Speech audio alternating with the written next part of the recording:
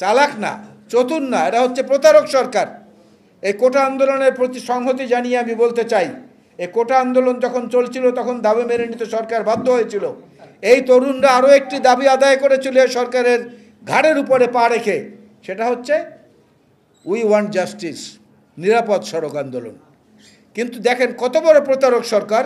নিরাপদ সড়ক আন্দোলনের প্রেক্ষিতে সেই দাবি মেনে নিয়ে যেদিন সংসদে আইন পাশ করা হয়েছে, প্রতারণার আশ্রয় নিয়ে একই দিনে একই অধিবেশনে ডিজিটাল সিকিউরিটি অ্যাক্ট পাশ করা হয়েছিল।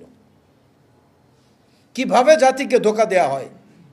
আর একের পর এক 2009 থেকে এখন পর্যন্ত যত স্বার্থবিরোধী ঘটনা ঘটেছে, যতগুলো বলতে গেলে লম্বা সময় লাগবে, সব কিছু মিলিয়ে যদি মেডিকেল জুরিসপ্রুডেন্সের ভাষায় বলা হয় তাহলে এটাকে বলে পোস্ট ট্রমাটিক স্ট্রেস ডিসঅর্ডার।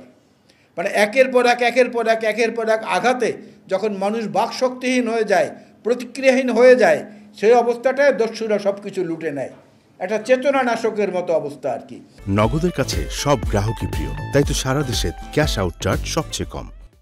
বাংলাদেশের জনগণকে চেতনা নাশকের মতো একের পর এক আঘাত দিয়ে, বোবা করে, বিকলাঙ্গ করে দিয়ে তারা তাদের ক্ষমতার আসনকে দীর্ঘস্থায়ী করছে। সুতরাং এটা যতদূর হয়েছে এই পর্যন্তই থামতে হবে। আমাদেরকে ঐক্যবদ্ধ হওয়ার যে প্রক্রিয়াগুলো করা দরকার সব প্রক্রিয়াগুলো আমরা করছি।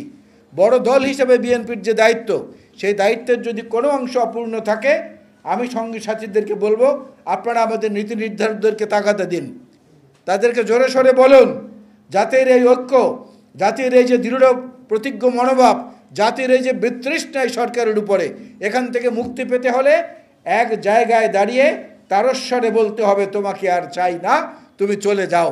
চলে না গেলে যাওয়ার ব্যবস্থা করতে হবে। আমরা আরও আমাদের ধারালো অস্ত্রকে শানিত করে মানুষকে সাথে নিয়ে এদের পতন ঘটিয়ে গণতান্ত্রিক সরকার প্রতিষ্ঠিত করব।